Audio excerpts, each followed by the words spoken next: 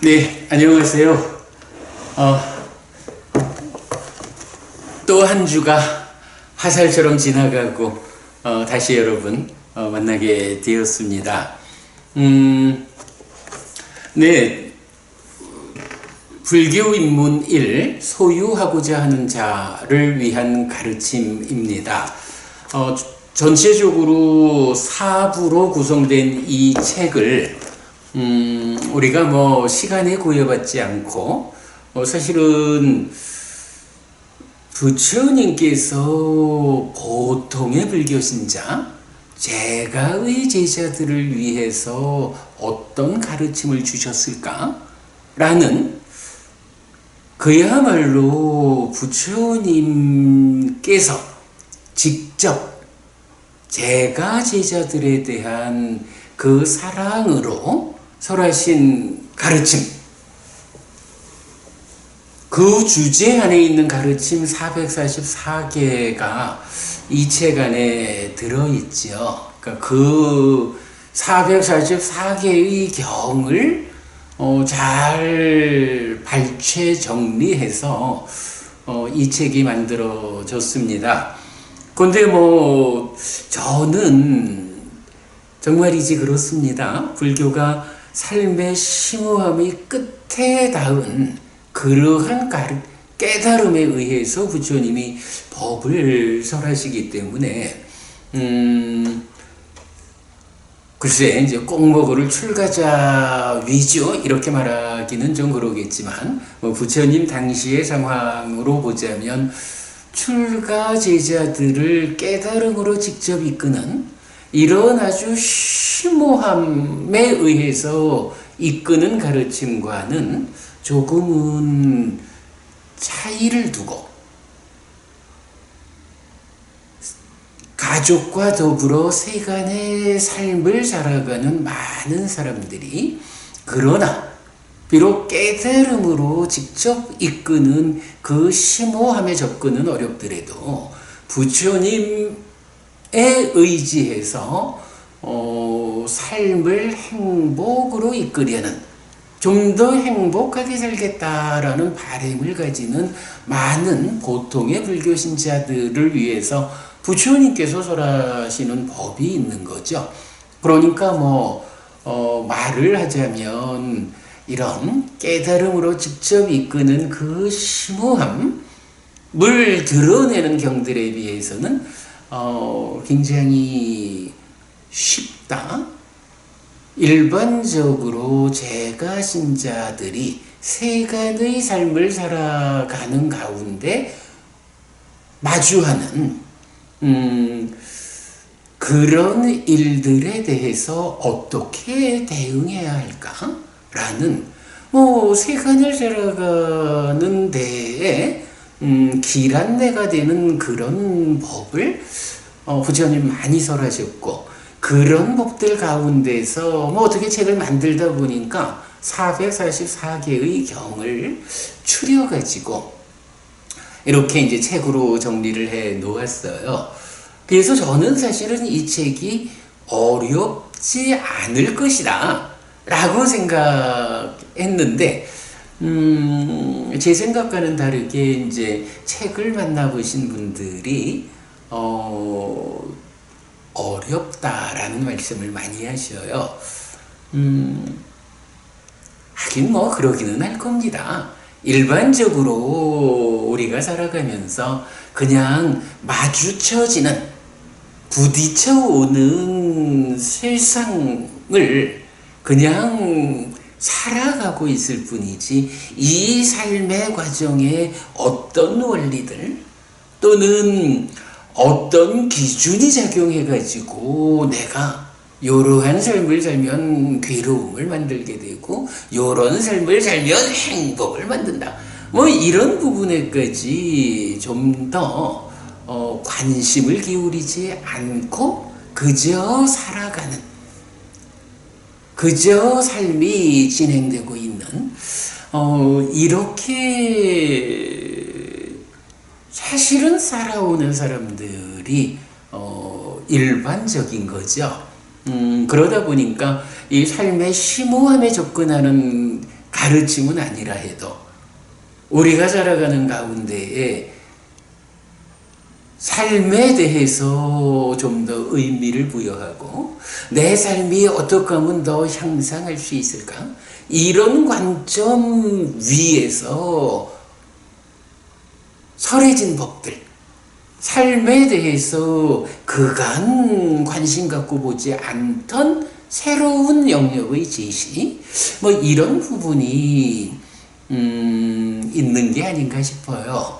이제 그래서 책을 보시는 분들이 이 책이 어렵다라는 말씀을 많이 하시고, 뭐 또 이제 제 입장에서는 사실은 뭐 어렵다는 말씀을 하시는 분들이 뭐 이제 처음 불교를 만나는 분이냐 하면 그렇지 않거든요. 뭐 경우에 따라서는 몇십 년씩 불교 신자로 살아오신 분들도 책이 어렵다라는 말씀을 하셔서 저의 입장에서는 어쩌면 잘된 일이다. 내가 이 책을 쓴 이유에 맞다. 이런 생각도 사실은 좀 하게 돼요. 몇십 년 불교 신자로 살았음에도 불구하고 그동안 그분의 불교 신자로서의 신행이 어디에 초점을 두고 있었는가? 이제 이렇게 부처님이 보통의 제가 신자를 위해서 설하신 이 가르침이 어렵다라고 하는 것은 사실은 이 가르침이 뭐 심오해서 어려운 게 아니라 몇십 년 절에 다니는 동안에 그동안 안내받았던 신행의 방법이 이렇게 부처님에 의해서 직접 설해진 내 삶에 대한 분명한 입장을 가지고 분명한 기준 위에서 삶을 향상하자라는 이러한 관점으로 관심을 가지지 못했던 뭐 그러한 탓이 아닐까. 그렇다면 이 책이 쓰여진 이유가 타당하다. 사실은 뭐 한국 불교의 불교 신자가 숫자가 작은 게 아니죠. 그런데 정말로 부처님께서 직접 알려주시는 그 삶의 이야기를 만나서 책이 어렵습니다 라고 말씀하시는 이러한 벽을 허물어야 한다. 이런 현실의 벽을 넘어서서 좀 더 많은 분에게 제가의 신자들, 보통의 불교 신자들, 소유하고자 하는 자에게 어떤 방법으로 부작용 없이 소유할 수 있고 부작용 없이 더 부자가 될 수 있고 살아서도 그렇게 부작용을 초래하지 않는 부유한 삶, 다복하고 풍요로운 삶을 살다가 죽어서는 하늘에 태어나는 이런 이중적인 성공을 이끄는 이런 부처님 가르침을 전달해야 되는데 그동안 몇십 년 절에 다닌 분들이 사실은 신행의 시각을 이렇게 부처님 가르침에 직접 맞추지 못한 때문에 이 가르침을 어렵다라고 말하는 현실의 벽을 넘어보자. 뭐 그런 측면에서는 좀 어렵다라고 법부님들이 평가하는 그 부분은 책의 목적에 맞다. 이제 우리가 공부를 통해서 그러한 관점의 차이에서 생겨나는 이런 벽을 넘어보자. 분명하게 부처님께서 직접 설하신 가르침이 있고 그 가르침에 관심을 기울임으로써 몇십 년 불교 신자로서 살아온 그 과정에 얻지 못한, 거두지 못한 성과, 결실을 이제 이 공부를 통해서 얻어보자. 이 공부의 결실을 거두어보자. 네, 이렇게 우리가 접근할 수 있다면 조금은 어려움 가운데에 이 책을 함께 공부하는 이유가 충분하다. 네, 이렇게 말해도 좋을 것 같습니다. 그리고 이제 그렇게 이 책이 어렵다라고 말씀하시는 분들이 많이 계시기 때문에 제가 시작하면서 이제 그 말씀입니다만은 어떤 6개월 안에 이 책을 끝낸다거나 1년 안에 이 책을 끝내야 한다라고 하는 어떤 시간적 제약 없이 가능한 만큼 읽고 보충하는 과정으로 이 책의 난이도를 극복시켜드리자. 이제 이런 이유로 이 시간 수업이 진행되고 있는 거죠. 네, 아무튼 그렇습니다. 그렇게 이제 보통의 제가신자들이 어떻게 하면 부처님 가르침에 의지해서 가족과 더불어 세간의 삶을 살아가는데 갈수록 괴로움은 줄어들고 행복은 늘어나는 그런 삶을 살아낼 수 있을까? 그리고도 그렇게 살다가도 죽은 다음에 하늘에 태어날 수 있을까? 네, 이런 목적을 가지고 이 책을 공부하는 과정이 읽고 보충하는 시간 진행되고 있습니다. 네, 아무튼 이제 이 책이 총 4부로 되어 있습니다. 그런데 작년 10월부터 시작해서 특별하지 않고는 거의 빠지지 않고 공부를 진행해 왔기 때문에 벌써 9달이 되었어요. 그 9달, 네, 9개월의 시간 동안에 총 4부로 구성된 책의 2부까지를 지난주에 마무리했습니다. 2부, 행위, 업의 개괄이었죠. 사실은 불교가 행위를 중심으로 부처님 가르침이 설해진다. 행위를 중심으로 어떻게 우리가 행복할 것인가? 라는 부처님의 가르침이 존재한다. 라는 것 때문에 행위, 업의 개괄이라고 하는 제2부가 그렇게 분량으로는 크게 많지 않았지만 좀 상세한, 그렇죠, 여러분? 업에 대해서 좀 상세히 공부해야 하는 필요성 때문에 많은 시간을 할애해서 이제 공부를 했는데 지난주로 마무리를 했죠. 그래서 이제 오늘은 제3부, 오늘부터 제3부 공덕으로 공부가 전환이 됩니다.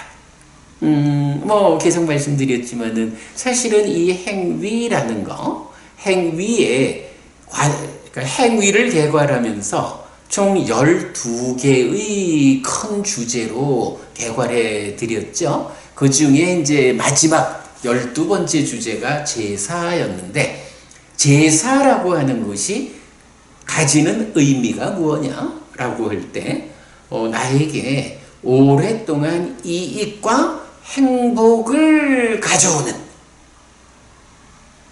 그런 행위. 내가 어떤 행위를 할 때 이 행위가 나에게, 행위자인 나에게 오랫동안 이익과 행복을 결과맺어 줄 것인가.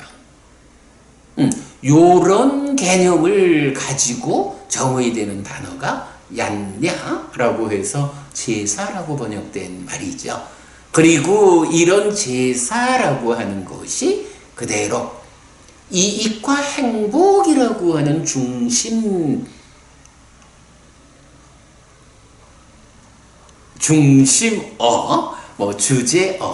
주제어로서 그대로 공덕으로 연결이 되죠. 편의상 이제 2부와 3부로 구분을 하기는 했지만 이렇게 업에 대한 이야기의 마지막에 어떻게 내가 사는 것이 나에게 오랫동안 이익과 행복을 가져다 주는가?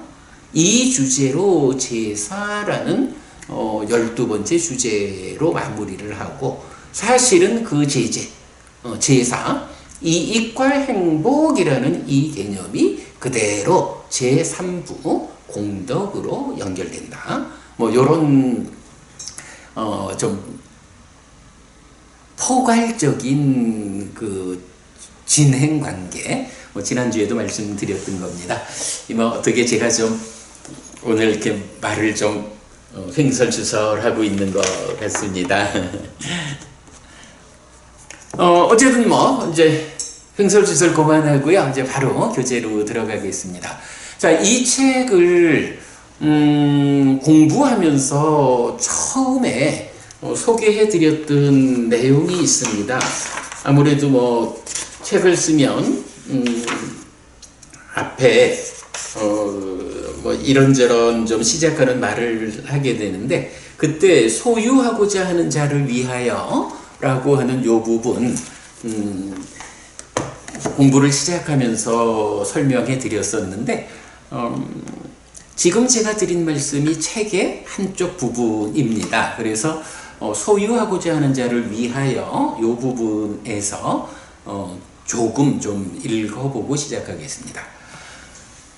그래서 이 책을 관통하는 주제는 행위인데 태어남이 아니라 행위가 사람을 만들기 때문입니다.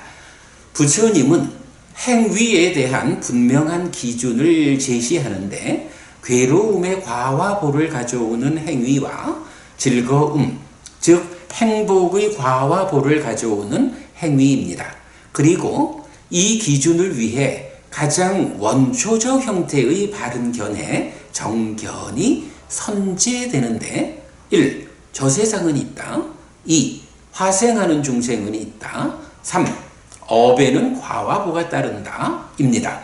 이렇게 이익과 행복을 만드는 행위가 이 책의 주제 위에서 이끄는 일관된 방향인데 제사의 의미입니다. 네, 요 의미요. 이 책을 관통하는 주제는 어쨌든 행위예요. 불교의 중심은 행위예요.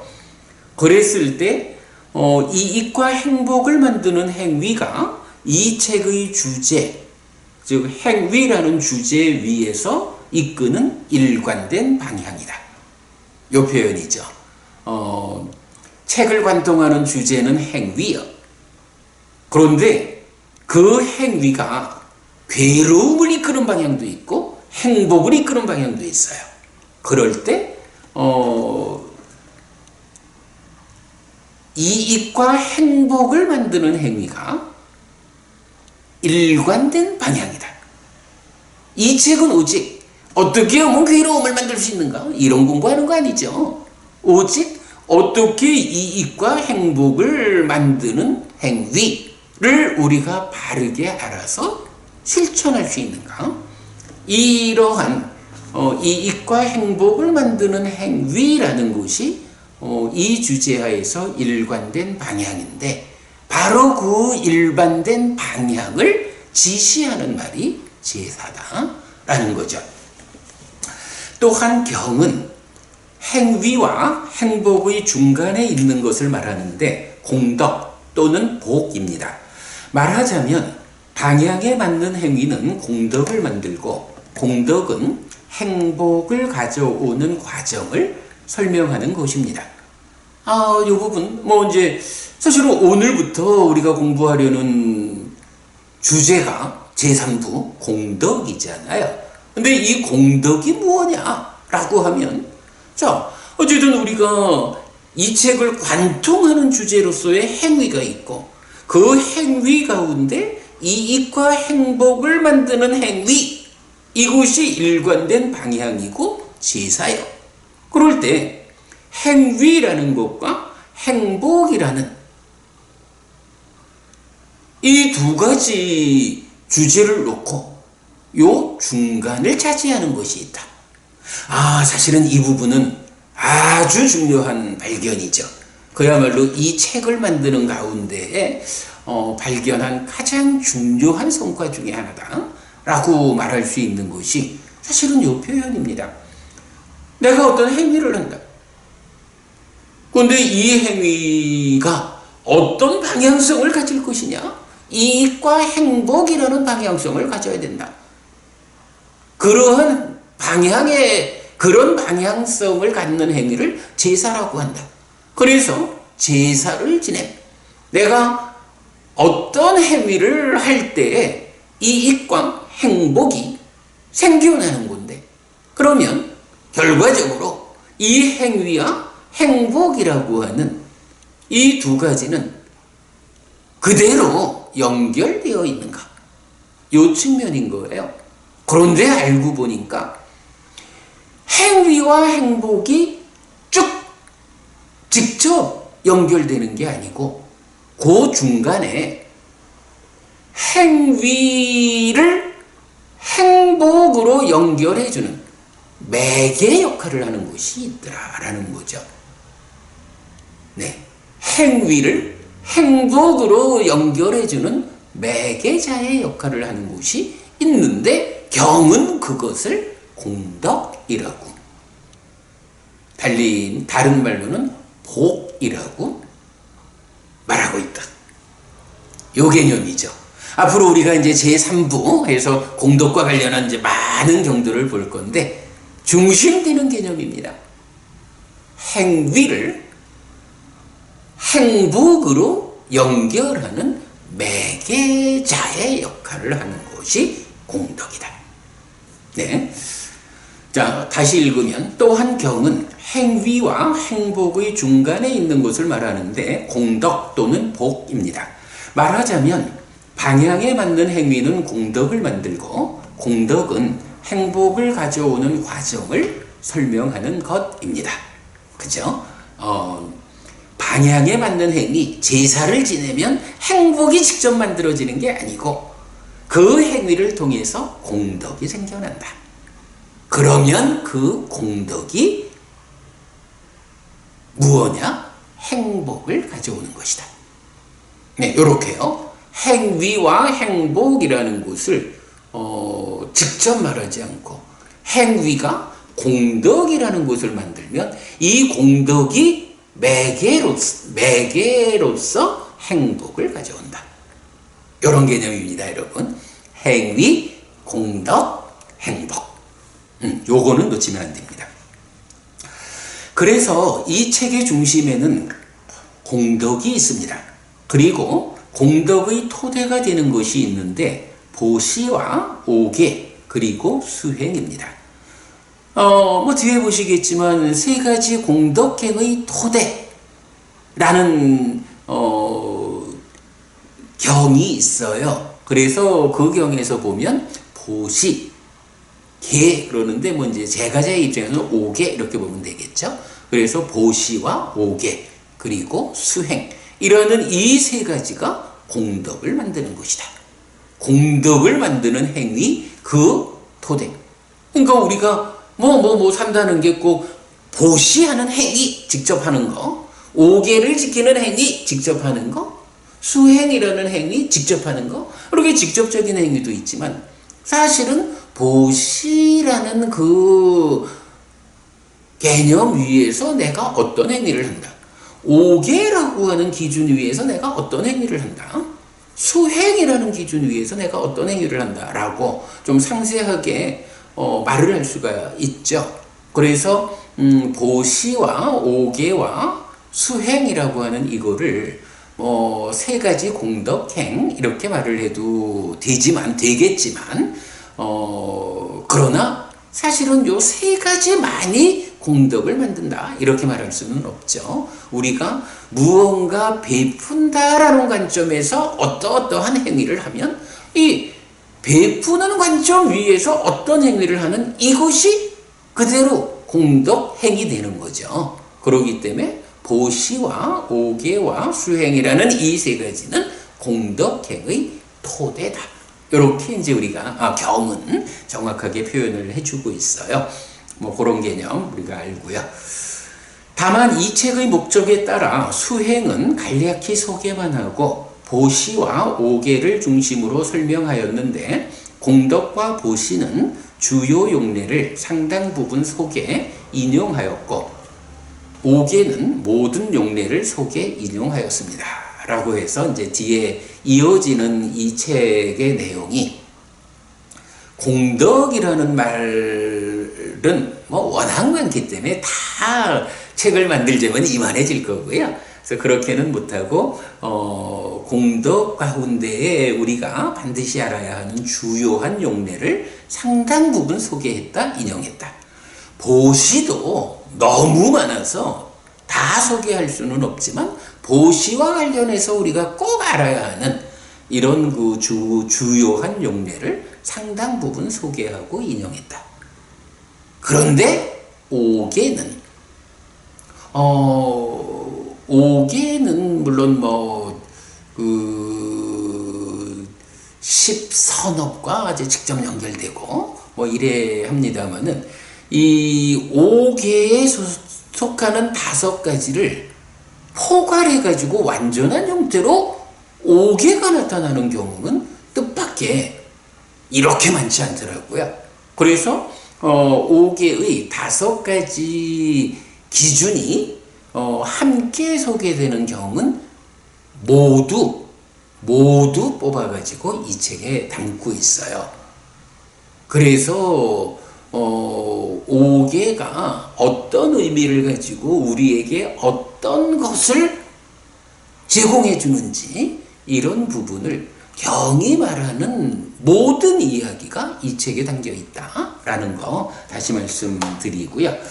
자, 다음 페이지 보면 이제 이 표현 무엇보다도 이 책의 특징은 다양한 용례의 제시입니다. 어떤 주제에 대해 앞선 해석에 의지하지 않고 경이 의도한 그대로의 의미를 드러내고자 하는 시도입니다. 특히 삶에 대한 이해가 부처님에 일치하지 않는 후대의 교재들에 의한 왜곡을 방어하기 위해 가능한 만큼의 용례를 통해 경의 의도를 확인하였습니다. 니까야로 푸는 니까야의 방법인데 과학의 발전이 제공하는 학습 능력의 향상을 감안하면 이제 우리에게는 타당한 방법입니다. 네, 이제부터 들어가는 제3부 공덕에서도 제가 많은 경들을 일단 가능한 만큼은 제가 압축해서 요약해서 소개해드리고 그러니까 설명을 하고 있고요. 그리고는 책의 많은 부분은 용례를 직접 보여드리는 공덕과 관련한 어떤 개념을 경은 이러한 경들에서 이렇게 말하고 있다라고 용례를 직접 보여드리는 것에 가장 큰 비중을 두고 있거든요. 제가 지난주에 그런 이야기 했잖아요. 경의 위력은 크다. 스승의 오류를 방어할 수 있다. 라는 이야기 드렸거든요. 우리가 이렇게 경을 용례적으로 이 주제에 관련해서는 이런 경이 이런 설명을 해줍니다. 부처님은 이렇게 말씀합니다. 라는 경을 직접 확인하는 일보다 더 정확하고 좋은 방법은 없다. 이 부분에 우리가 주목하지 않으면 오랜 세월을 두고 스승이셨던 분들이 조금씩 덧붙인 오류가 그대로 오류라고 확인되지 못하고 우리한테 전달이 되지요. 이런 스승의 오류를 배제하고 부처님을 직접 만나는 방법은 오직 한 가지 경을 직접 보는 일이다. 바로 그 목적을 위해서 제가 이 책에서 약간 444개의 경을 인용했다라고 이제 말씀드리고 있는데 오직 그 목적입니다. 경이 가지는 위력에 우리가 가장 충실하면 그만큼 부처님을 스승의 오류로부터 벗어나서 직접 만날 수 있다. 부처님이라는 원래 우리 스승, 우리 교주, 부처님의 가르침을 직접 만나는 가장 효과적인 방법이다. 네, 그래서 이제 용례를 많이 지시하고 있고요. 자, 그런가 하면 책은 또 책의 성격 및 구성이라고 하는 부분을 또 다시 서술하고 있는데 여기에서도 오늘 이 주제와 관련해서 좀 읽어 보겠습니다. 15페이지입니다. 그런데 행위, 즉 업에 대한 이런 설명은 제사라는 개념으로 귀결됩니다. 제사는 오랫동안의 이익과 행복을 위한 행위인데 1. 나에게 오랫동안 이익과 행복이 있기를 바라는 얀냐 제사와 2. 죽은 이에게 다시 태어난 곳에서 삶을 유지하고 머물기 위한 자량을 제공하는 삿다 조상제사의 두 가지입니다. 그런데 경에는 행복을 가져오는 것을 직접 지시하는 용어가 나타나는데 공덕, 복입니다. 그래서 제사는 행복을 가져오기 위해서 공덕을 짓는 행위입니다. 이렇게 이 책의 주제는 행위에서 제사, 즉 공덕을 짓는 행위로 연결됩니다. 제3부는 공덕입니다. 행위의 귀결점인 제사의 구체적 의미인 공덕에 대한 서술입니다. 공덕을 만드는 행위는 보시와 오계 그리고 수행의 세 가지 토대를 가지는데 수행은 다음 책을 통해 자세히 설명하기로 하고 보시와 오계에 대해서는 이 책에서 자세히 설명하였습니다. 그래서 제3부는 제1장 공덕 1개념, 제2장 보시, 제3장 오계가 중심이 됩니다. 네, 말씀드렸습니다. 공덕, 보시, 오계. 그 외에 제4장 계속해서 기억해야 하는 6가지와 제5장 포살에서 공덕과 연결되는 부가적인 주제를 소개하였습니다. 그리고 공덕의 우월을 순차적으로 설명하는 경들과 공덕에 의한 태어남을 구체적으로 설하는 경들을 제사와 공덕 총괄장에서 소개함으로써 마무리하였습니다. 네, 이렇게 이제 오늘부터 공부하는 제3부 공덕에 대해서 전체적으로 어떤 전개를 보여주느냐 하는 것을 이제 먼저 말씀드렸습니다. 네, 여기까지 말씀드리고 그러면 이제 제자리로 돌아가서 제3부 공덕에 대한 구체적 공부 시작하겠습니다. 네, 제3부 공덕 이렇게 되어 있습니다. 제3부 공덕이고요. 이렇게죠. 한 장을 넘기면 248쪽입니다.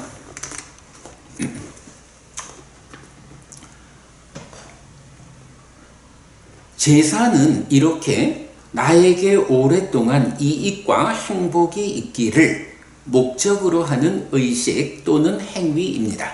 그런데 경에는 행복을 가져오는 것을 직접 지시하는 용어가 나타나는데 공덕입니다. 뿐냐니 까이라타 수카와하니 수카 즐거움 행복을 가져오는 것인 뿐냐 공덕 복을 지어야 한다. 앙구타라 니카야 세세 모음 52번 두 바라문경 1번. 네, 이렇게 경을 소개해 드렸고요. 그렇다면 제사는 행복을 가져오기 위해서 공덕을 짓는 것입니다. 이렇게 이 책의 주제는 행위에서 제사, 즉 공덕을 짓는 행위로 연결되었습니다. 그리고 공덕을 알기 위한 과정으로 다시 넘어갑니다. 네, 제3부 공덕을 시작하면서 공덕이 무엇입니까? 행복을 가져오는 것입니다. 라고 하는 바로 이 직접적인 설명을 해주는 부처님 가르침. 네, 두 바라문경 1번에서 부처님 뿌냐니 까이라타 수카와하니 라고 해서 수카, 즐거움, 행복을 가져오는 것인 뿌냐, 공덕, 복을 지어야 한다 라고 해서 뿌냐라고 하는 게 지금 우리가 보는 공덕의 빨리 원어예요. 뿌냐. 빤냐하고 다르죠. 빤냐는 여러분 잘 아시는 지혜잖아요. 그런데 우리가 복 많이 받으세요 라고 말하는 복, 또는 공덕을 지어야 합니다 라고 말하는 공덕, 이 두 가지가 빨리 단어 하나를 번역하는 사람에 따라서 문맥에 따라서 이렇게 달리 번역하는 건데, 바로 그 빨리 원어가 뿌냐라는 거거든요. 그래서 뿌냐라는 단어를 오늘 우리가 알면서 시작하겠습니다. 그런데 이 뿌냐, 공덕이라고도 하고 복이라고도 하는 이것이 무엇냐라는 한마디 정의가 수카와하니라고 해서, 수카, 이게 이제 행복, 즐거움 해서 우리가 고와 락이라고 말하는 락이 수카거든요. 이 수카를 가져오는 것이라고 뿌냐, 공덕이 정의가 되어버린 거예요. 두 바라문경에서 부처님 공덕을 지어라, 그대들이 공덕을 지어야 한다 라고 말씀을 하셔요. 공덕을 지어야 한다. 그런데 이 공덕이 무엇이냐? 수카와하니, 행복을 가져오는 것이 바로 공덕이다 라고 부처님이 한마디로 정의를 해주는 거예요.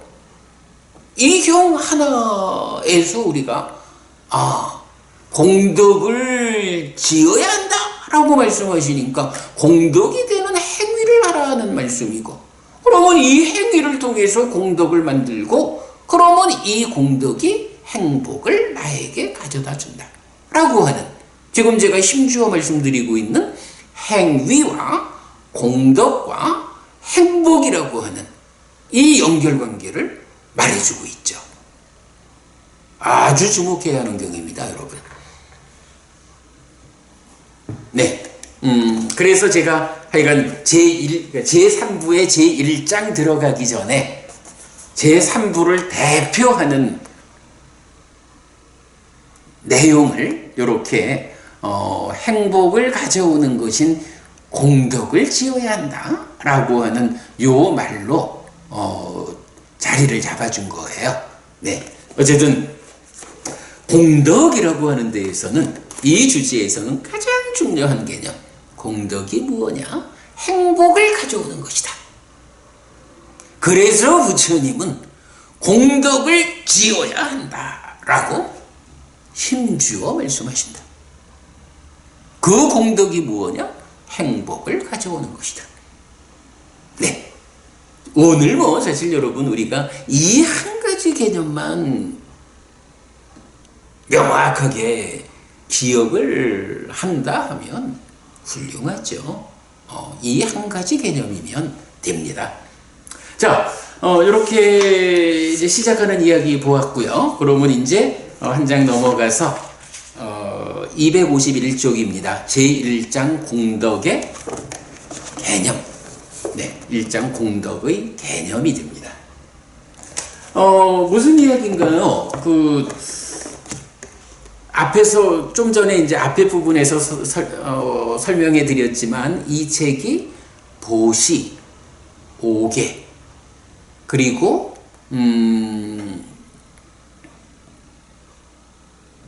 이어가지고 포살이라든가 또는 공덕을 포괄하는 이렇게 이제 여러 주제들로 연결되잖아요. 이어져 나가잖아요. 그럴 때 그 첫 번째에서는 공덕이 무엇이냐를 뭐 보시나 오계나 이렇게 직접적으로 공덕을 만드는 행위 이전에 공덕을 개념적으로 설명하고 있다. 네, 그것을 제1장으로 놓았습니다. 사실은 이렇게 우리가 공덕을 개념적으로 공부하기 위해서 많이 시간을 들일 필요가 있나? 그냥 바로 공덕을 만드는 행위, 그래서 보시에 대해서 직접 공부하고 오계에 대해서 직접 공부하고 이러면 되지 않을까? 뭐 이렇게 우리가 생각할 수도 있죠. 그러나 사실은 제가 볼 때는 가장 중요한 것이 말씀드렸지만 행위와 행복을 매개하는 것으로의 공덕이라는 이 개념을 오늘 중심으로 설명드렸는데, 사실은 어찌 보면 우리가 일상에서 많이 얘기하거든요. 복 많이 받으셔요 라고 말하고 공덕을 지으십시오. 당신의 이러한 보시가 커다란 공덕이 되기를 이라고 많이 말을 하지만 공덕이 무엇인지를 사실 잘 모르는 거예요. 그냥 쓰고 있죠. 그런데 불교는 공덕이 그 중심에 있죠. 공덕이라는 개념을 우리가 모르고는 삶의 일관된 방향을 가지지 못한다.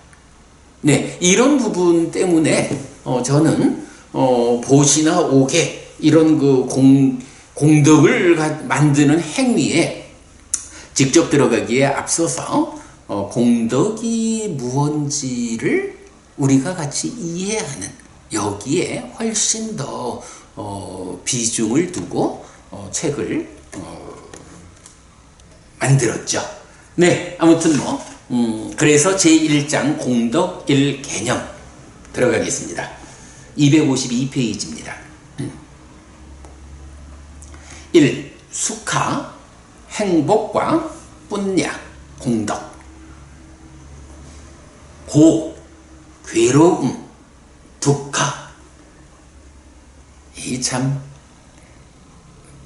우리가 그냥 그 일상적인 이야기를 하는 게 아니고 부처님께서 설하신 가르침을 공부하자. 그래서 우리가 갈수록 더 행복해지는 이 삶의 향상을 위한 가장 유효한 방법을 확보하자. 이런 목적을 가지고 있다 보니까 이 좀 중요한 용어들에 대해서는 조금 좀 불편하다 싶을 만큼 어려움이 있어요. 자, 지금도 제가 수카, 행복, 뿐냐, 공덕 이래가지고 그냥 행복과 공덕 이러지 않고 굳이 빨리 원어로 수카 그리고 뿐냐라는 이 단어를 함께 읽는 것. 뭐 글쎄 이게 이제 어찌 보면 행복과 공덕이라고 하는 이 두 단어가 그냥 확정적으로 다른 그러니까 의미상으로 확정되고 또 다른 의미를 가지는 어떤 것들에 의해서 회방되지 않는다면, 그래서 정말로 행복과 수카, 공덕과 뿐냐 이 두 가지가 100% 그 개념이 확정된다면 한국 사람이 그냥 우리말로만 이야기를 하면 훨씬 좋을 텐데 형편이 그러지를 좀 못하지요. 그러다 보니까 우리가 그냥 공부한다 보다는 부처님 가르침을 경을 통해서 정확하게 공부해야겠다. 이 정확한 공부가 가장 효과적으로 내 삶을 향상으로 이끈다. 뭐 이런 필요성이 있다 보니까 어쩔 수 없이 표현을 스카 행복, 뿐야 공덕 뭐 이런 식으로 함께 읽어줘야 하는 이제 어려움이 좀 있는데 뭐 그러나 공부는 이렇게 어려울지 몰라도 이런 과정을 통해서 우리가 그 의미를 명확히 하면 구체적으로 배워안 다음에 실천을 통해서 삶을 향상하는 데는 가장 효과적으로 작용할 수 있는 그 정확성이다. 네, 이런 부분 때문에 불평 가운데도 그래 하고 있어요. 이제 그러다 보니까 이제 고라고 하는 말, 괴로움이죠. 그리고 파알리어로는 두카 이렇게 말하거든요. 네, 고, 괴로움, 두카. 락, 행복, 즐거움, 수카. 네, 이렇게 이제 우리가 좀 보겠습니다. 자, 그런데 고, 괴로움, 두카의 반대편에서 경을 가득 채우고 있는 두 개의 용어를 말할 수 있는데, 이런 이야기입니다. 우리 삶에서 괴로움이라는 게 손에, 그 손바닥 측면이라면 이것과 반대편에 있는 것이 있다는 거죠. 네. 내 손바닥의 반대편, 손바닥 쪽으로 괴로움이 있다면 반대편인 손등 쪽을 차지하고 있는 것, 이것이 있다라는 건데 그게 무엇냐 하면 경을 가득 채우고 있는 두 개의 용어를 말할 수 있다. 경을 가득 채운다라는 이 말이 타당해요. 가능해요. 왜 그러냐 하면 불교가 뭐 하자는 종교인가요? 무엇을 위한 가르침인가요?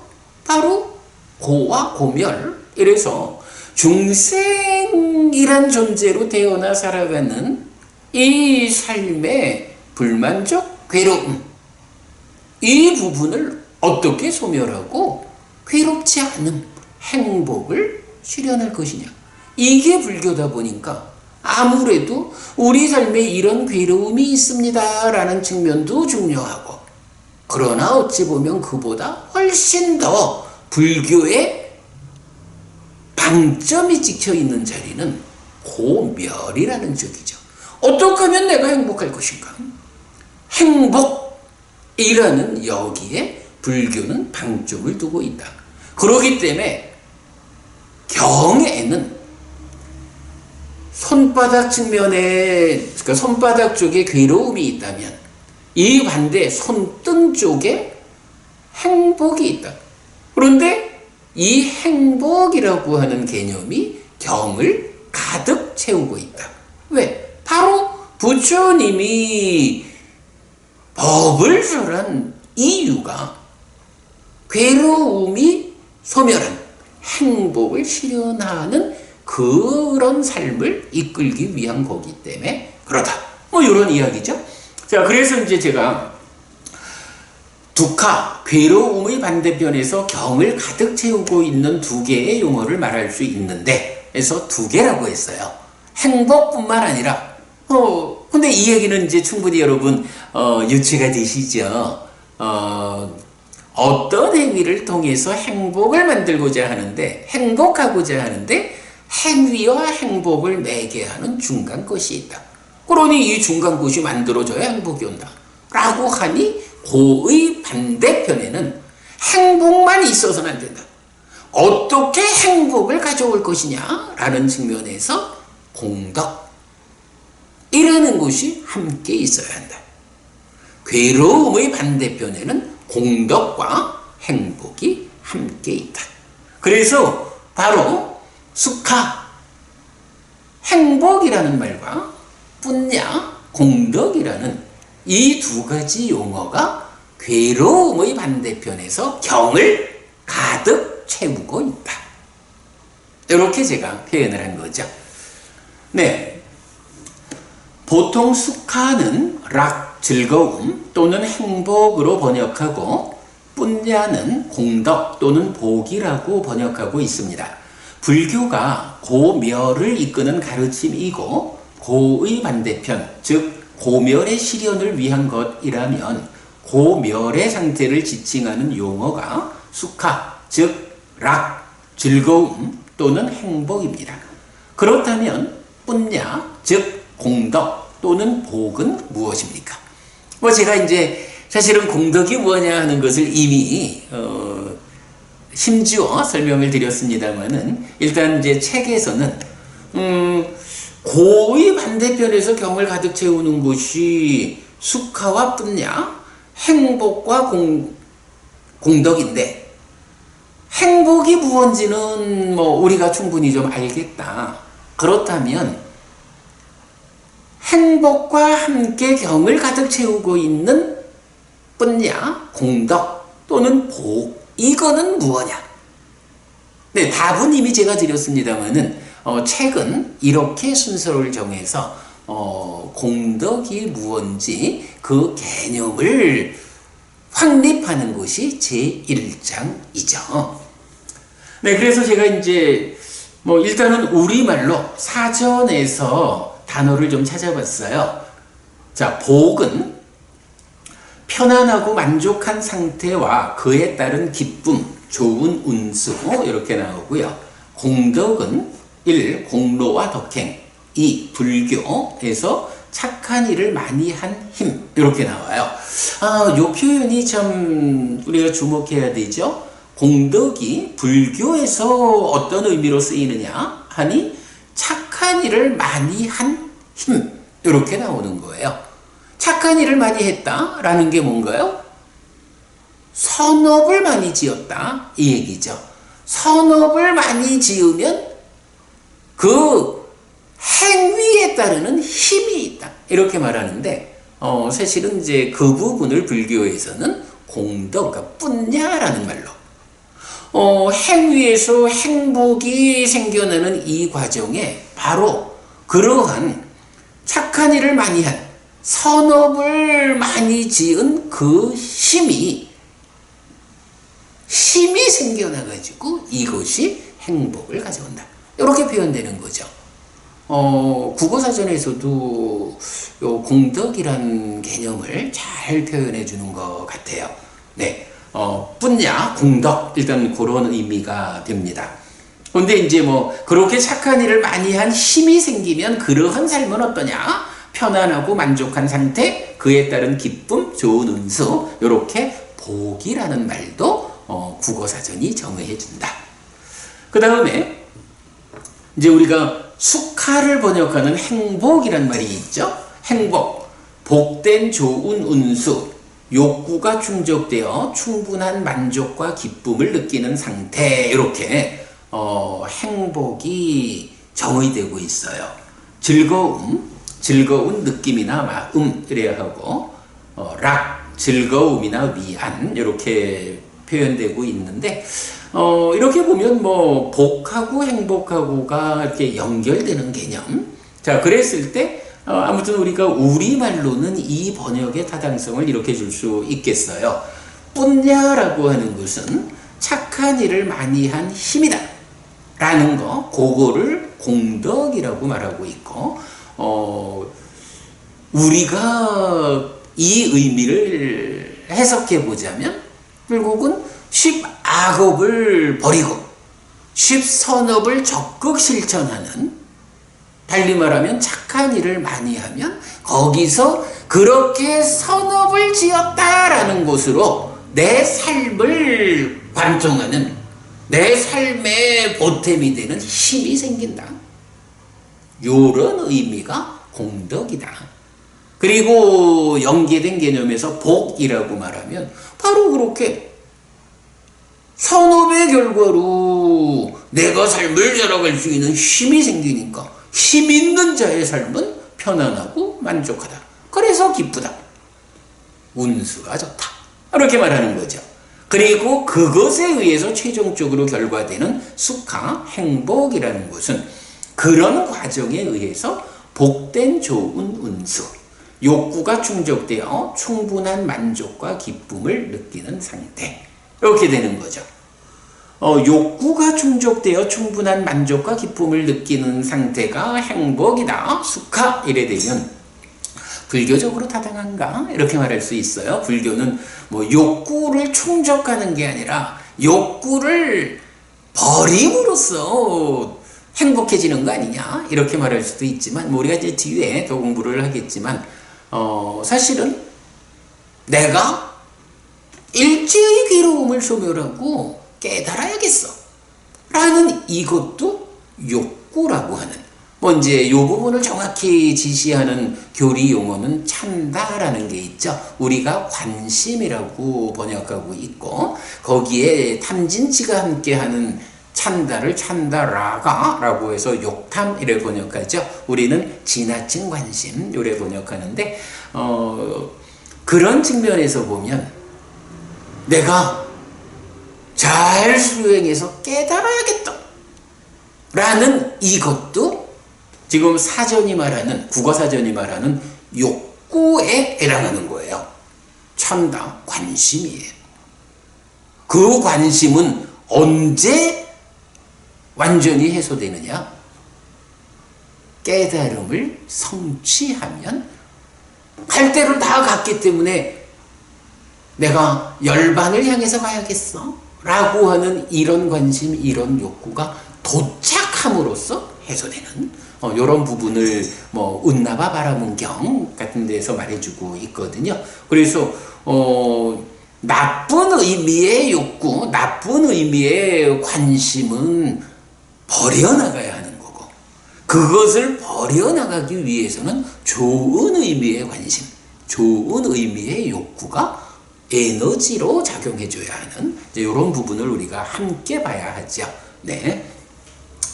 네, 이렇게 이제 민중국어사전에 의해서 복, 공덕, 그리고 행복이라고 하는 이 말의 우리말 의미를 함께 알아보았습니다. 네, 어쨌든 뭐 이렇게 이제 그 국어사전에 의해서 우리 말을 의미를 명확히 하는 상태에서, 자, 두카, 괴로움의 반대편에 수카, 행복이 있다. 그리고 그 행복을 가져오기 위한 것으로의 뿐냐, 공덕이 함께 있다. 라는 것. 이 표현 여러분 상당히 그 의미 있는 표현입니다. 고의 반대편에서 경을 가득 채우고 있는 두 개의 용어가 있다. 수카, 행복과 뿐냐, 공덕이다. 네, 이 부분 기억하고 넘어가겠습니다. 이때 복 또는 공덕과 락 또는 행복의 관계는 어떻게 이해해야 합니까? 앙구타르니카야 세세모음 52번 두 바라문경 1번에서 유익을 만들지 못했고 선을 만들지 못했고 두려움으로부터의 피난처를 만들지 못한 채 120년을 살아온 바라문들이 가르침을 청하자 부처님은 앞에 본 거죠. 뿐냐니 까이라타 수카와하니 라고 하는데, 수카, 즐거움, 행복을 가져오는 것인 뿐냐, 공덕, 복을 지어야 한다 입니다. 그렇다면 공덕이라고도 복이라고도 번역되는 뿐냐는 즐거움이라고도 행복이라고도 번역되는 수카를 가져오는 것이라고 정의할 수 있습니다. 특히 경은 사는 동안 공덕을 지은 것이 죽은 자에게 행복이 된다라고 말하는데, 다음 생을 위한 공덕의 역할을 알 수 있습니다. 자, 그러니까 이제 두 바라문경에서 120년, 그러니까 120세가 된 바라문 두 사람이 부처님을 찾아와 가지고 부처님한테 청을 하는 거예요. 저희가 지금까지 120년이나 살아왔지만 유익을 만들지 못했습니다. 선을 만들지 못했습니다. 그래서 두려움으로부터의 피난처를 만들지 못했습니다. 말하자면 아무것도 해놓은 거 없이 나이만 들어가지고 120살이 됐습니다. 머지않아 죽을 것 같습니다. 이런 이야기겠죠. 그러면서 이제 이 경에서 우리가 제사에서부터 계속 보아오는 나에게 그러니까 두 사람이니까 우리에게 오랫동안 이익과 행복이 되는 그런 가르침을 부처님께서 좀 설해 주십시오라고 요청을 하는 게 이 경이거든요. 하여간 120살이나 된 바라문들이 120년을 살아오면서 정말로 내가 이제 죽어야 할 것 같은데도 불구하고 해놓은 게 없어. 유익을 만들지 못했고 선을 만들지 못했고 이 두려움, 생로병사 기타 다양한 괴로움을 겪어야 한다라는 이러한 두려움으로부터 피난처를 만들지 못했어. 이렇게 죽어서는 안 되겠어요. 부처님, 당신께서 우리를 위해서 오랫동안 이익과 행복을 가져오는 그런 가르침을 설해 주십시오 라고 요청을 한 거예요. 그랬을 때 이제 부처님이 경 자세한 건 우리가 뒤에 보고 일단 몸과 말과 마음으로 제어하라 라고 이제 말씀하시면서 그 경에서 개성을 통해서 바로 이 말씀을 하신 거예요. 뿐냐니 까이라타 수카와하니, 수카를 가져오는 것인 뿐냐를 지어야 한다. 그래서 공덕이라고도 복이라고도 번역되는 뿐냐는 즐거움이라고도 행복이라고도 번역되는 수카를 가져오는 것, 이렇게 이제 우리가 정의할 수 있는데, 그 경에서 또 우리가 특히 이제 제가불자의 입장에서 정말 우리가 주목해야 하는 한 가지 말씀이 이어지는 거예요. 사는 동안 공덕을 지은 것이 죽은 자에게 행복이 된다.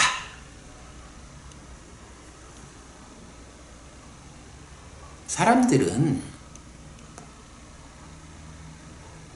기본적으로 부처님에 대한 믿음이 없는 사람들이 많은 이야기를 하죠. 아이고, 죽은 다음에 저 세상이 있는 줄도 모르는데, 그거 죽어봐서 확인한 것도 아닌데, 저 세상이 있다라는 것도 확고하지 않은데, 지금 내가 공덕을 지으면 그것이 죽은 다음 저 세상에서 살 때의 행복이 된다. 이런 말을 어떻게 내가 그 말을 받아들일 수 있을까? 라고 말하는 사람들이 많죠. 불교 신자 중에도. 근데 그건 누군가요? 한마디로 말하면 믿음이 없는 사람인 거예요. 제가 이제 앞에 주제들에서도 그 얘기를 많이 했잖아요. 스승에 대한 믿음의 영역에 있는 것들. 우리가 이 몸으로 살아있는 동안에는 확인할 수 없는 주제들, 그러나 알아야 하는 주제들, 이 주제들에 대해서 어떤 방법으로 할 것이냐? 다른 방법이 없죠. 스승의 가르침을 통해서 알아야 하죠. 그때 어떤 스승의 가르침으로 내가 이 주제에 대한 답으로 삼을까 하는 것에 의해서 내가 불교 신자일까, 기독교 신자일까, 천주교 신자일까, 이슬람 신자일까, 힌두교 신자일까, 아니면 종교 없는 사람일까, 이게 결정되는 거예요. 그러면 불교 신자는 어떻게 해야 되나요? 단순해요. 이런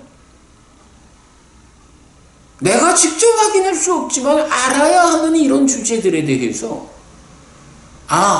이 주제들은 스승의 영역에 속한 주제다. 그런데 나의 스승은 누구냐? 부처님이다. 이 주제에 대해서 부처님은 어떻게 가르쳐 주셨을까? 우리가 경을 보아야 하는 이유죠. 경을 통해서 부처님께서 이 주제에 어떤 답을 주셨느냐 하는 것을 찾아서 배워 아는 거예요. 그리고는 스승께서 이렇게 답을 주셨기 때문에 스승의 영역에 속한 주제에 대하여는 스승이 주신 그대로 받아들이는 것. 그게 스승에 대한 믿음이고 불교 신자가 되기 위한 자격이 바로 그거죠. 부처님에 대한, 부처님이 직접 알려주시는 그 가르침에 대해서 내가 믿음을 갖지 못하면 어떻게 부처님 가르침을 따라 배우는 불교 신자라고 말할 수 있을까요? 이 부분을 우리가 명확히 해야 돼요. 그래서 이제 지금 여기서도 그런 거예요. 사는 동안 공덕을 지은 것이 죽은 자에게 행복이 된다. 왜 말씀하셨는데, 이거를 글쎄 저 세상이 있는지도 확고하지 않은데 뭐 지금 공덕 지으면 저 세상에서 그게 나에게 행복이 된다라고 말할 수 있을까? 내가 그걸 어떻게 받아들여? 라고 말하면 이게 어떤 거냐? 자, 바로 우리가 원초적 바른견해라고 제가 강조하는 주제들이 있잖아요. 부처님께서 뭐라 하시나요? 저 세상은 있다 라고. 저 세상이 있는지 없는지 그대들이 직접 확인할 수 없기 때문에 내가 답을 준다 라고 부처님께서 저 세상이 있다라는 답을 주시잖아요. 화생하는 중생이 있다 라고 답을 주고요. 업에는 과와 보가 따른다라고 답을 주잖아요. 그럼 부처님께서 이렇게 우리가 직접 확인할 수 없는 주제들에 대해서 확고하게 선언을 하는데, 그런 주제를 놓고 저 세상이 있는지도 확고하지 않은데 이렇게 접근한다는 것은 부처님의 그 확고한 선언을 거부하는 게 되잖아요. 안 되거든요. 이런 자세를 가지고 불교 신자라 하면 안 되고, 그런 자세를 가지고 부처님 가르침에 의지해서 행복하자라고 불교 신자이기를 바래가지고는 효과를 못 본다고요. 불교 신자가 되려면, 부처님 가르침에 의해서 효과를 보려면 내가 직접 확인할 수 없는 영역에 있는 것은 부처님이 선언하신 그대로 받아들이는, 부처님 가르침에 대해서 확고한 믿음을 갖는 이것이 전제되지 않고는 부처님 가르침으로 효과를 볼 수 없다라는 것은 명확히 해야 됩니다, 여러분. 지금 한국 불교가 바로 이런 스승의 영역에, 그러니까 스승에 대한 믿음의 영역에 속한 거, 이 주제들을 부처님이 알려주는 대로 받아들이지 않고 외도들이 주장하는 것을 받아들이고 불교 신자라고 살고 있기 때문에 많은 문제가 생기는 것이다. 이 부분은 강조의 강조를 우리가 하지 않을 수가 없죠. 자, 그러면 이렇게 스승에 대한 믿음의 영역에 속한 거, 이 주제, 이래 봐야죠. 사는 동안 공덕을 지은 것이 죽은 자에게 행복이 된다라고 부처님은 말씀하셨어요. 부처님께서 가르쳐 주신 대로 저 세상이 있다라고 확실히 알고 화생하는 중생이 있어서 지옥, 축생, 악귀, 인간, 천상의 5갈래 중에 어딘가 태어나야 하고 거기에 업에는 과와 보가 따른다 라는 가르침에 의해서 내가 지금 짓는 이 업의 과와 보가 금생에 찾아올 수도 있지만 다음 생에 찾아올 수도 있는, 이렇게 부처님 가르침을 우리가 받아들이면 당연히 사는 동안 공덕을 지은 것이 죽은 자에게 나의 다음 생에 행복이 된다. 그럼 내가 지금 열심히 공덕을 지었어.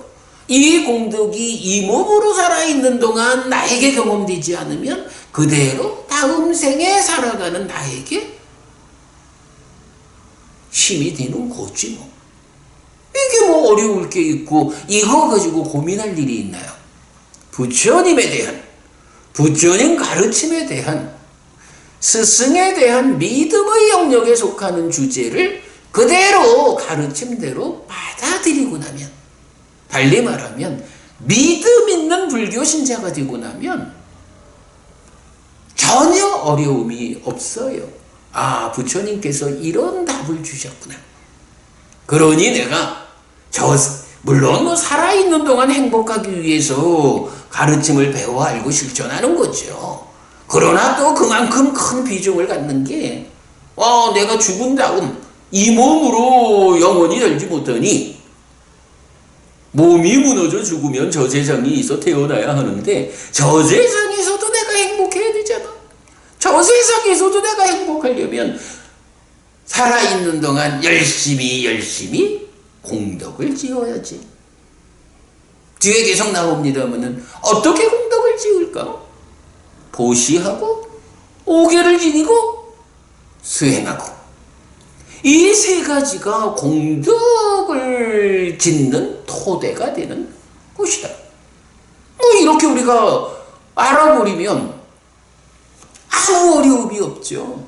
그리고 중요한 것은 그렇게 알아가지고 그 가르침을 실천하고자 내가 노력하는 것이 정말로 금생에도 행복해지고 다음 생에도 행복하기 위한 가장 효과적인 방법이다.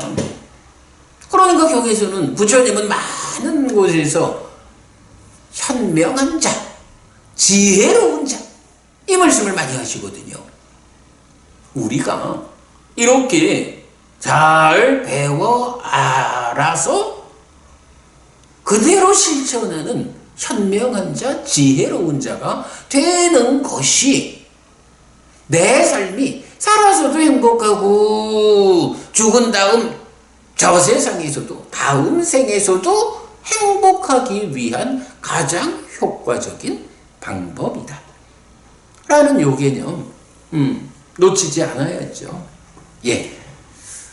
문제는 우리가 그렇게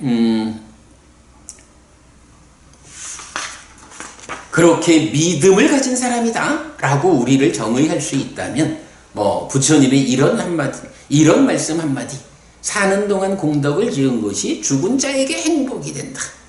얼마나 커다란 축복일까. 네, 이렇게 보면 되겠죠. 넘어갑니다. 또한 행위에는 과와 보가 따르기 때문에 앙구타라 니까야 7의 모음 62번 자해경은 비구들이여 공덕을 두려워하지 말라. 비구들이여 공덕은 행복을 지칭하는 말이다. 비구들이여 나는 오랫동안 공덕을 짓는 동안에 오랫동안 원하고 좋아하고 마음에 드는 보를 경험한 것을 기억한다. 행복을 추구하는 자들은 공덕의 유익한 보를 보아야 한다라고 말합니다. 공덕을 짓는 행위가 비록 눈앞의 손실로 인식되어 두려워할 수 있지만, 요거 여러분 공감할 수 있죠? 공덕을 지어야 합니다. 공덕을 짓는 방법이 뭐죠? 가장 좋기로야 수행하는 거고요. 그거 말고 쉽게 할 수 있는 공덕의 방법이 뭐냐 하니, 첫째가 보시하는 거고요. 둘째가 오계를 지니는 삶이에요. 이렇게 이제 우리가 알잖아요. 그러면 이제 또 사람들에 따라서는 역시 그거죠. 스승에 대한 믿음의 영역에 속한 주제에 대해서 부처님이라는 스승을 그대로 받아들이지 못하는 경우에 이제 이런 생각을 하게 되는 거예요. 공덕을 만드는 방법이 보시라고 하는데, 보시라고 하는 게 뭐요? 남의 거 받아오는 거 아니잖아. 내가 열심히 일해가지고 만들어 놓은 이 재물을 다른 사람들을 위해서 주는 거잖아. 아이고 아까워. 이건 나한테 손해잖아. 내가 열심히 일해가지고 벌은 나의 재물인데, 나의 재산인데 왜 이걸 내가 남한테 줘야 돼? 내가 이렇게 손해나는 짓을 하면 안 되잖아. 이런 생각을 할 수가 있어요. 사람들이 그러니까 보시를 못하는 거예요. 그러니까 인색해지는 거예요. 이제 그 부분을 이렇게 표현한 거죠. 공덕을 짓는 행위가 비록 눈앞의 손실로 인식되어 두려워할 수 있지만, 요게 뭔가요? 부처님이 비구들이요 공덕을 두려워하지 마라 라고 말씀하시는 그 내용이죠. 왜 공덕을 두려워하지 말라는 말씀을 부처님이 할까?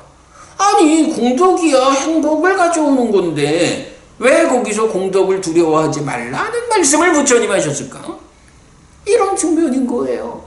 사람들이 이렇게 확고함이 없을 때는 공덕을 위한 첫 번째 방법이 보시요. 어떻게 내가 남을 위해서 내 거를 줘야 되냐고 손해보는 거잖아.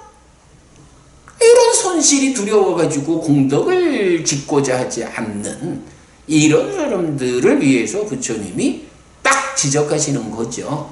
공덕을 두려워하지 말라. 네, 이런 말씀이죠. 그런가 하면 공덕의 유익한 보를 보아야 한다라고 부처님 말씀하신 거니까 그 내용이 뭐냐? 공덕의 보를 보게 되면 내가 이렇게 공덕이 되는 행위, 보시를 하고 오계를 지니고 수행하는 이런 토대 위에서 삶을 살아갔더니, 그런 삶을 살았더니 내가 사는 가운데 이러한 이익이 있더라. 이러한 행복이 나한테 있더라. 제사라는 개념이죠. 이익과 행복이 나를 찾아오더라. 라고 이러한 공덕에 유익한 보를 보게 되면 행복을 지칭하는 것, 행복을 가져오는 행위가 공덕이구나. 그러니 나는 공덕을 두려워하지 않겠다. 라고 두려워하지 않게 된다는 것입니다. 이렇게 표현했고요. 더욱이 부처님 자신이 공덕이 가져오는 보를 경험한 기억을 소개함으로써 이 사실을 확인해 주는 것입니다. 그랬죠. 부처님 이제 그 경에서는 이제 많은 이야기를 하시는데 이제 책에서는 좀 생략을 했지만 부처님 이렇게 말씀하시죠. 나는 오랫동안 공덕을 짓는 동안에 오랫동안 원하고 좋아하고 마음에 드는 보를 경험한 것을 기억한다. 공덕을 지었더니 이런 원하고 좋아하고 마음에 드는 복, 즉 행복을 내가 그동안 경험했다. 내가 경험했거든. 그대들도 공덕을 지으면 나처럼 그런 행복을 경험하게 된다. 이렇게 부처님 알려주시는 거죠. 자, 그래가지고 이제 또 그 부분을 이제 인색경이라는 경에서는 이렇게 표현을 해줘요. 인색한 자는 두려움이 있어 베풀지 않으니 그것은 오직 베풀지 않는 자의 두려움입니다. 인색한 자가 두려워하는 배고픔과 목마름은 이 세상과 저 세상에서 어리석은 그에게 닿습니다. 자, 요 부분도 사실 이제 공덕을 두려워하지 말라, 이 부분에 대해서 부처님 정확하게 알려주는 말씀이라고 봐야겠죠. 자, 인색한 사람, 달리 말하면 보시하지 않는 사람, 보시라고 하는 공덕행을 실천하지 않는 사람, 이 사람이 인색한 자가 된 거죠.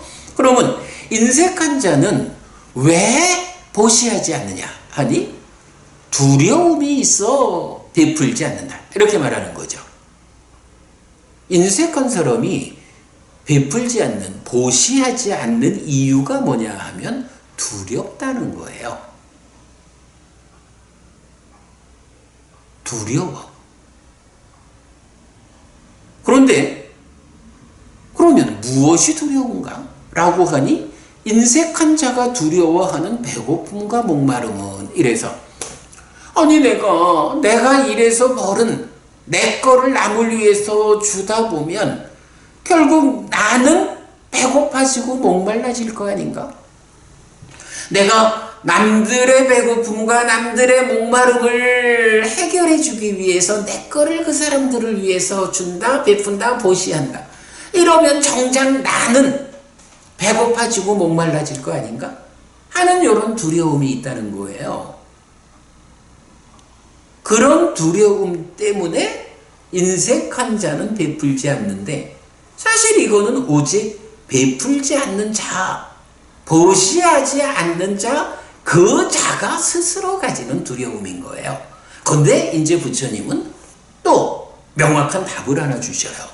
인색한 자가 두려워하는 배고픔과 목마름은 이 세상과 저 세상에서 어리석은 그에게 닿습니다. 요게 참 묘한 말씀이죠. 우리가 그냥 눈앞에 있는 현상만 가지고 보자면 아니 내가 이래서 벌은 이것을 나의 배고픔과 나의 목마름을 해소하기 위해서 내가 써야 되는데 이거를 다른 사람의 배고픔과 다른 사람의 목마름을 해소해 주기 위해서 베푼다, 보시한다.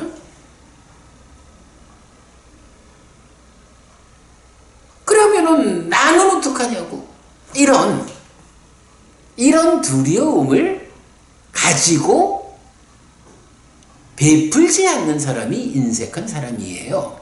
그런데 정작 세상 이치는 여기서 이제 바로 부처님이 깨달은 자의 눈으로 보는 이 세상의 이치를 하나 알려주는 거죠.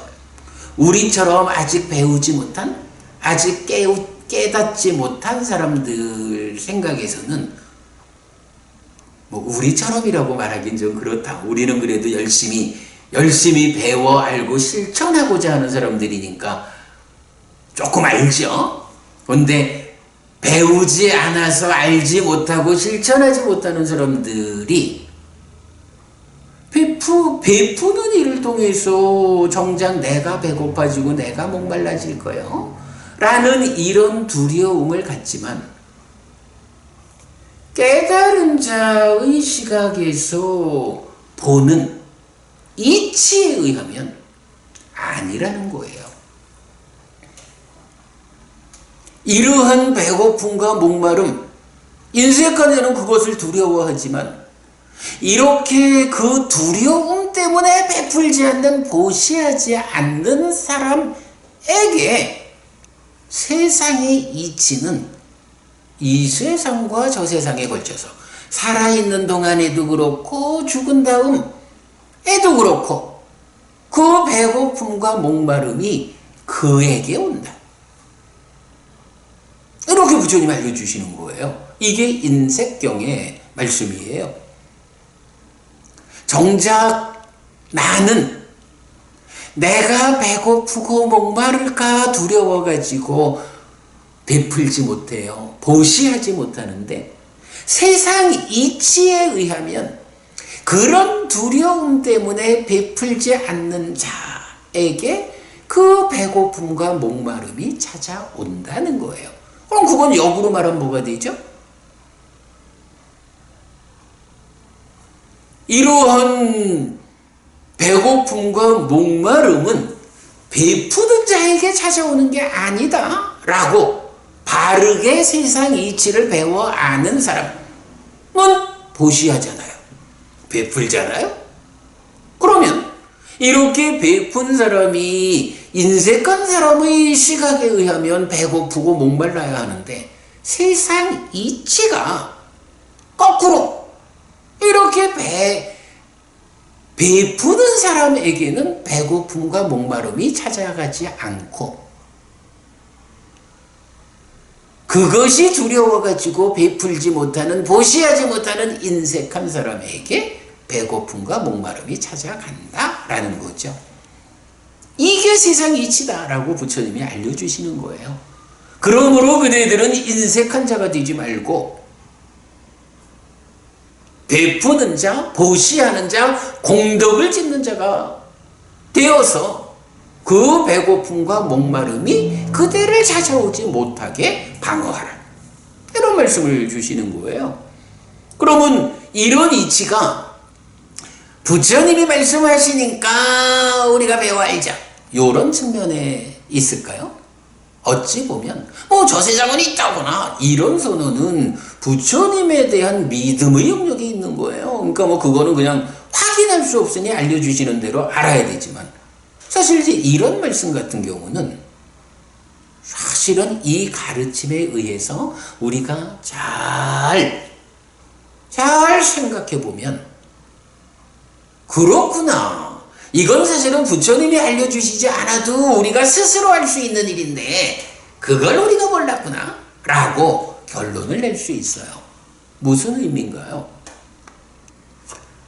산다라고 하는 것이 나 혼자 사는 삶이 아니잖아요. 내가 나 아닌 존재들과 함께하는 삶이거든요. 이 함께하는 삶 가운데 내가 배고플까 목마를까 두려워가지고 인색해 한번 내 주머니에 들어온 거는 누구를 위해서도 베풀지 않아 무시할 줄 몰라. 이런 사람을 그와 함께하는 다른 존재들이 어떻게 보나요? 아, 저 사람은 인색한 사람, 저 사람은 베풀 줄 모르고 보시할 줄 모르는, 공덕을 지을 줄 모르는, 한번 저 사람 주머니에 들어오면 자기를 위한 방법이 아니고는 나올 줄을 모르는 사람, 저 사람이 내 곁에 있어가지고 나한테 전혀 도움될 게 없는 사람,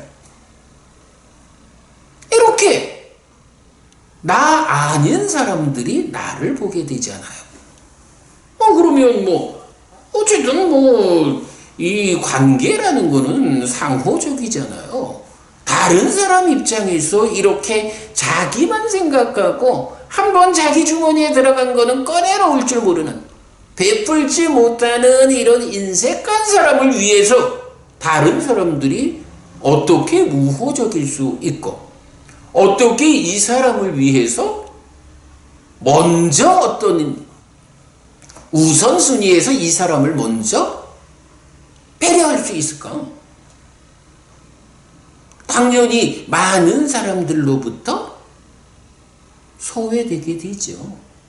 그 소외가 이 몸으로 살아있는 동안에 내 주머니에 있는 게 적어가지고 주변 사람들로부터 손가락질 받고 소외되는 것이 직접 배고픔과 목마름으로 찾아올 수도 있고, 아니면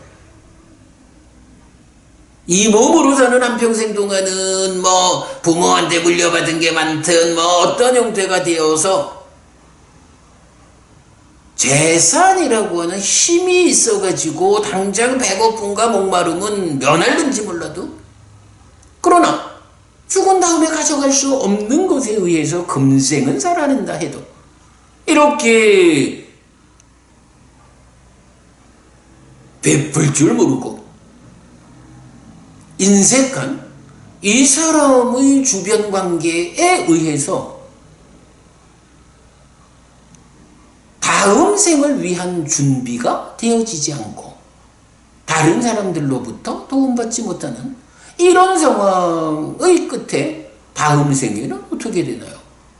이런 삶의 결과로 좋은 삶으로 나아가지 못하니까 다음 생에서는 배고파지고 목말라지겠지요. 그러니까 이런 부분은 부처님의 선언이 아니라 해도 우리가 잘 생각해 보면 그렇네, 정말로 배고픔과 목마름이 두려워서 인색한 사람, 오히려 그 사람에게 이 세상과 저 세상에서 그 배고픔과 목마름이 닿는구나, 그에게 찾아가는구나. 역으로 배고픔과 목마름에 대한 두려움을 떨쳐내고 콩 한 쪽도 나눠 먹는다 할까요? 어떤 형태로든 나의 것을 나 아닌 다른 존재들과 공유하고 그들을 위해서 베푸는 보시하는 공덕을 짓는 삶을 살아가면 그에게는 많은 사람들이 그의 삶에 힘이 되어주고 또 그러한 공덕의 삶이 다음 생으로 연결되니까 이 세상에서도 저 세상에서도 인색한 자가 두려워하는 그러한 두려움과 목마름은 그에게 찾아오지 못한다. 이런 부분 말해주고 있는 거죠. 네, 인색경에서 아주 우리 마음에 와닿는 그 가르침을 보았어요. 사실 제가 이제 아까도 그 경의 용례를 많이 보여드리고자 합니다. 이 책이 그렇게 만들어졌습니다. 라고 말씀드렸는데, 오늘도 벌써 두 바라문 경에서 알려주는 말씀. 공덕과 행복에 대한 정의도 나왔지만, 사는 동안 공덕을 지은 것이 죽은 자에게 행복이 된다. 이 말씀이라든가, 자해경에서 공덕을 두려워하지 마라. 행복을 추구하는 자들은 공덕에 유익한 보를 보아야 한다. 이렇게 직접 알려주는 말씀. 또 마지막에 본 인색경에서 인색한 자가 두려워하는 배고픔과 목마름은 이 세상과 저 세상에서 어리석은 그에게 닿는다. 정말로 배고픔과 목마름이 두렵다면 베푸는 일이 그 두려움에서 해방되는 일이다. 이런 부분들을 경이 직접 말해주거든요. 우리는 결국 경이 말해주는 내용을 어떻게 잘 꿰어가지고 부처님께서 이렇게 살아가라고 우리를 이끄시는구나 라고 배워 알고 실천하는 일만 하면 된다. 이렇게 경을 통해서 가야 한다 라는 이야기를 할 수 있겠습니다. 사실 여러분 오늘 수업 듣기에 어떠셨는지 모르겠어요. 사실은 제가 요새 좀 준비하는 일이 하나 있어가지고 오늘 한 4시 새벽부터 한 4시 넘어까지 거의 좀 쉬지 못하고 좀 과도한 작업을 해가지고 오늘 수업 준비도 좀 부실했고, 사실 제가 오늘 굉장히 좀 힘이 든 상태에서 좀 많이 피곤한 상태에서 오늘 수업을 진행하다 보니까 이 참 말하는 제가 생각해도 오늘 참 법우님들 공부하시는 재미가 별로 없으시겠다, 내가 참 잘 못했다 하는 생각이 좀 많이 드는데요. 이건 조만간 여러분들 위해서 제가 좋은 책을 한 권 또 소개해드리게 될 거예요. 그 준비 과정에서 오늘 제가 좀 많이 무리한 시간을 보내서 조금 여러분 불편을 드렸다라고 말씀드리고요. 그대로 좀 여러분 이해해 주시기 바랍니다. 네, 오늘 제3부 공덕 제1장 개념에 대한 이야기 시작했습니다. 네, 오늘 수업 이렇게 마치도록 하겠습니다. 고맙습니다.